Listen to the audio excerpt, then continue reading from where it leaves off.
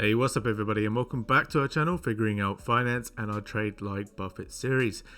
It's satirical in its nature because you don't need to be a genius like Buffett to trade stocks and make a profit. By following simple rules and trading concepts that have been around since the early 20th century, we're thinking Livermore, Gann, Wyckoff, just to name a few, you too can be consistently profitable in the stock market. Our insights are based on us trading the markets for over 5 years. We hope you enjoy the video. Let's get into it. And just a quick one, guys, before we go into the 3 different parts of the video in terms of trade breakdown, we'll also be sharing exactly where we entered, our average price and our profit in terms of this. You can see on screen we've blanked out a little bit in terms of the investment and also the return in monetary terms, but we'll also talk through exactly what we were thinking when we were buying. And as you can see, in terms of the average price, that is that dotted line that you can see on screen right at the bottom of where the market is moving. Okay, so of course we'll discuss that as well in this video.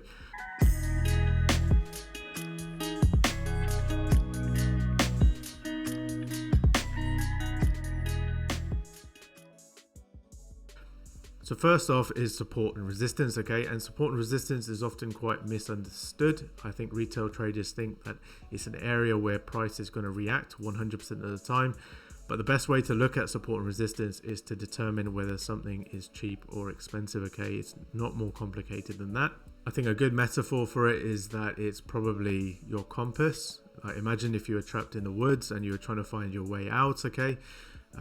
Your compass will help you determine which direction you're in, okay, but you still have to use your other senses like your eyes and ears, right, to get out of the woods.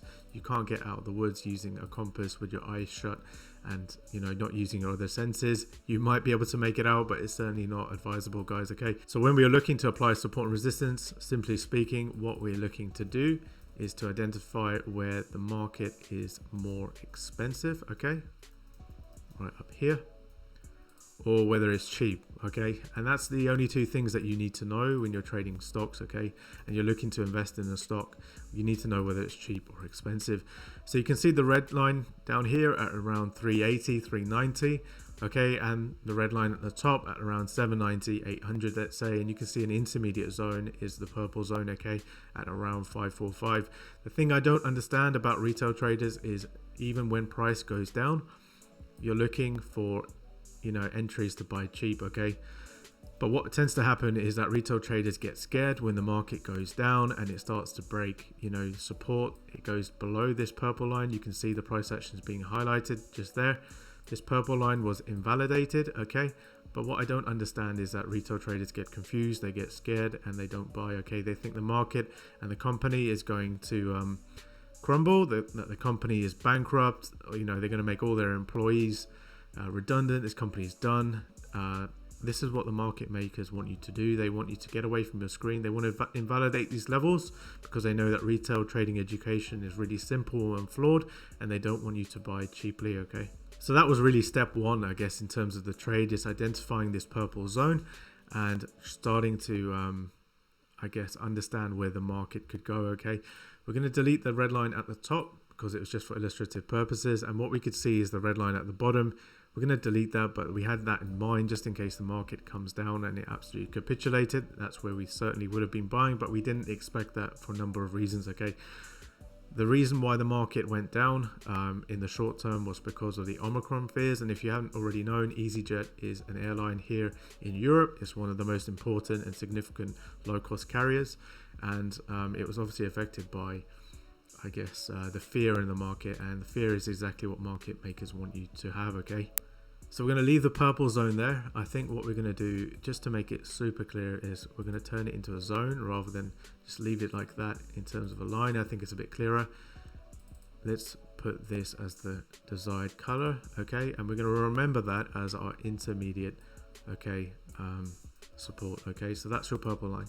The concept number 2, okay, is Fibonacci. And Fibonacci is a way to understand the market by determining whether it will retrace in terms of structure, okay? And what I mean by that, quite simply, is that the market goes up from point A to B. B is up here, okay? And A is down there. excuse the handwriting, and what you can see is that there's a retracement, and a retracement is either at 60% of the move from A to B or 786. These are the key levels that you need to bear in mind in terms of Fibonacci. Okay, there's only two levels. You've got the red line here, and you've got a blue line over here. Okay, 786. Sometimes you'll see people's Fibonacci's where they've got different zones. They've got a 50, they've got a 38.6, they've got even a 20. It's just, in my opinion, not workable. Okay, what you're looking for is levels where banks are looking to transact, and when we were looking at the market, we could see our intermediate support below the 61.8, so we weren't looking for that. What we were looking and tracking very closely was the 786. Okay, as we mentioned, a key bank level, and if we just look left, you can see that it is also an important reaction zone in the past. Okay, let me just highlight that on the screen just to make that super clear. Right there, you can see we're highlighting an important zone where the market has reacted in the past. Okay, so again, this is an additional confluence, okay, in terms of Fibonacci, where we're trying to, I guess, map out the market and trying to ultimately trap the market in a tight zone. Okay, we could see the structure in terms of the black line being highlighted there. We had our support and resistance, our intermediate, and we had our 786. And what that means basically is you've trapped the market in a zone. Okay, the whole price chart is insignificant. Okay, you don't care about this stuff up here, you don't care about this stuff down here just yet, because you're not expecting the markets to capitulate. But if it does, you can have limit orders to scale into the stock. Okay, not a problem at all. Okay, but you're certainly not looking to buy above this zone up here. Okay, that's where retail traders are buying, and that's where they'll get scared and they'll be selling on the way down. Okay, and you're going to be absorbing that along with the market makers and buying. Okay, so I'm hoping that illustrates, just to, through two simple concepts about expensive and cheap, support and resistance and Fibonacci, how you can start to narrow down the market into a tight zone. And number three is the most complex and important strategy that we use in our trading, Wyckoff Smart Money. We're going to try and introduce it to you guys in this video and explain what these markings mean in terms of AR, SC and Spring. Okay, it's all going to make sense in a second. If you haven't already, please show your appreciation for this video, hit the like button, subscribe, and let me know in the comment sections below what you think of this trade and whether you've used Wyckoff principles in your own trading. Okay, so the concept number three, as mentioned, is Wyckoff, and what we're going to do is we're just going to go a little bit below the chart, okay, and just copy and paste a schematic from Wyckoff. Wyckoff has two schematics for a buy position and two schematics for a sell position, depending on what exactly happens in market structure. I'll post a link in the description below just so you can access that resource, and I'm going to try and explain it to you from a very high level. Okay, so what we have right here is the market pushing down. Okay, this might be, for example, terrible news in the company. It could be the Omicron scare that we had, COVID, lots of different reasons where the market is getting pushed down. Okay, we call this a markdown. Okay, this is an MD scenario, markdown, the price is going down, and what that means is retail traders are starting to get nervous, they're starting to get scared. Okay, but what you can see here is a few markups. We've got SC, AR, ST. Okay, so what we mean firstly is SC. This is a selling climax. Okay, that's what it stands for. SC is selling climax, and what it means is that market makers, those with the most money, are starting to actually buy up this stock. Okay, and what we then have is something called an automatic retest, where based on that buying or that selling climax, the selling pressure is getting weaker. Okay, so selling is getting weaker and the buyers are getting stronger. Okay, that's exactly what's going on.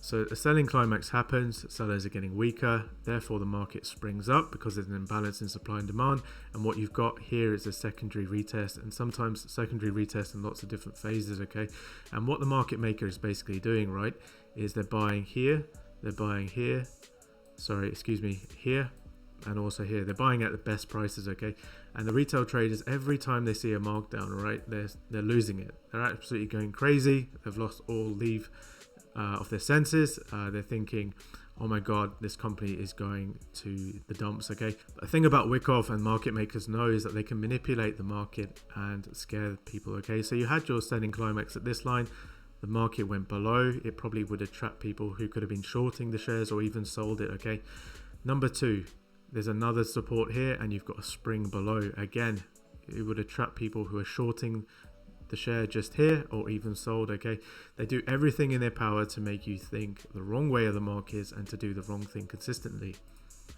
So let's go back up to our chart and apply the Wyckoff schematic here, okay? So as you've already seen, if we go into the chart a little bit more, you can see the selling climax start to happen. The market is moving down, but some people are starting to pick up the market and it goes up, and that's your automatic retest just there, okay? What you have here is a secondary retest, and again, people are getting nervous. The market's going down again. You might have had some retail traders buying here. It goes below their entry position. They're in a loss. They don't like seeing the color red in their trading positions. They get scared. They get a bit emotional. They sell. Okay, even better. Okay, because guess what happens? The market maker is buying here. The market maker is buying here. It's absolutely, tricking you into thinking that the share is going down when actually it's just about to go up, and they're just buying at cheaper prices. And what you've got here is a spring, okay? This is where the market flushes out liquidity and then goes up. You have a test, you have a last point of support, and you have lots of different retests, okay? The market will test each level before going up, okay? That's what the market does each and every time. And just finally, in terms of what we were looking for, we were looking at this area of structure, okay? You sometimes hear people talking about structure or zones of interest. They're just different ways of traders describing the same thing, which is where price reacted before it. And as you can see, the selling climax ended, surprise, surprise, near this zone, and then went down, wiping out retail traders' confidence and also their positions. And anyone who was on leverage, who was buying at the selling climax or even the secondary test, would have probably have sold out, okay? And also, it's worth mentioning, we also had one more confluence, which we won't get into in this video, but it's based on our own trading strategy. I'll include a link below to our trading course. We have a strategy which helps us to identify specific zones in terms of imbalances in supply and demand, and we call it the ultimate move. And we were also tracking this around here, okay? But as we discussed earlier, the Fibonacci was really helpful. The support and resistance was really helpful. We had the break of structure. This is a key way where the market goes down and then goes up, okay? Flushing people out of their positions. And what we could basically see on the weekly chart, if we go to the weekly chart, is a key candle, okay? So let's look at the candlestick formations here, because this is really crucial, okay? If we have a look at what we can see, you can see the wick of the candle right there, and you can see it being absorbed around here. And what we do in terms of our strategy is we take around half of that zone, okay? We're going to apply our order block Fibonacci, and you can see half is just around there, around 490, okay? And what we're going to do is we're just going to mark this in a different color, a nice distinctive color, so you guys can see exactly where our orders were, okay? So that's where we were buying at around half, okay? You can see the Fibonacci at 50% level right there. Hopefully it's clear. That's exactly where we were buying. We expected the market makers who are selling, okay? They're selling. These positions are going to be in huge losses potentially, because they've got short positions here, they've got short positions here, and what they need to do before the market goes up is close those short positions, okay? So they've tricked the retail traders. The retail traders are in losses, and they now need to move the market up. We can see this happening. We anticipate it. We're buying around 490, and guess what? The market goes up. Our average price, as you could see earlier, was around 509. What we tend to do with stocks is scale in, okay? And what we mean by that is we'll have a first position, which is a risky position, which is around here. And once we see further confirmation, okay, we're buying around here. And as I mentioned, that the average price is around 509. And as you can see, it's around here. We would have been buying in the best place possible, okay? So this is how the market moves time and time again. And guys, it's been moving like this for over 100 years since, you know, the guys like Jesse Livermore and Wyckoff were looking at the market in the early 20th century. It's time-old techniques to trick retail traders, to get them scared, to spring or flush out liquidity and then go up, okay? There's nothing more complicated than that. And also, it's worth mentioning, a shout out to the Patreon members. This was one of the trade ideas that we released way early before this video on YouTube, and I was comfortable putting this out because we had gains in excess of 20%. And just so you guys can see what that looks like, we've got a VIP trade setups Patreon, which is where the trade was posted. We posted updates in our trading community Patreon, okay, which will also give you 15% off our trading education. And in terms of the first package, we'll give you 2 trade ideas per month. and that's exactly where we released the trade ideas. So for the Patreon members out there, in terms of this video, I won't be posting on YouTube the video ideas or the trade setups, I should say, until they're at least 20% in the profit. Okay, so that was our video, a full breakdown of our trade in EasyJet, a brilliant trade, over 20% profit in less than 8 weeks, over 30% on our first order at the green line. As you can see, we applied simple concepts like support and resistance and Fibonacci, which are misunderstood.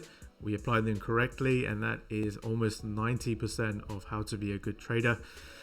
It's simply just using the concepts correctly. And number 3, the most complex, but hopefully you found it useful and clear in terms of the explanation that was delivered, is Wyckoff and smart money. Okay, and if you want to look at the video twice or take notes, I definitely recommend it. There's lots of different concepts here that you can apply to your trading, and of course you could also use this video as a bit of a case study for your future trading. Okay, so again, this was the first in our Trade Like Buffett series, where you don't need to be a genius like Buffett to trade stocks and make a profit. By following simple rules and trading concepts that have been around since the early 20th century, you too can make money in the stock market. Thanks a lot for your support. Please hit the like button, and I'll see you in the next video.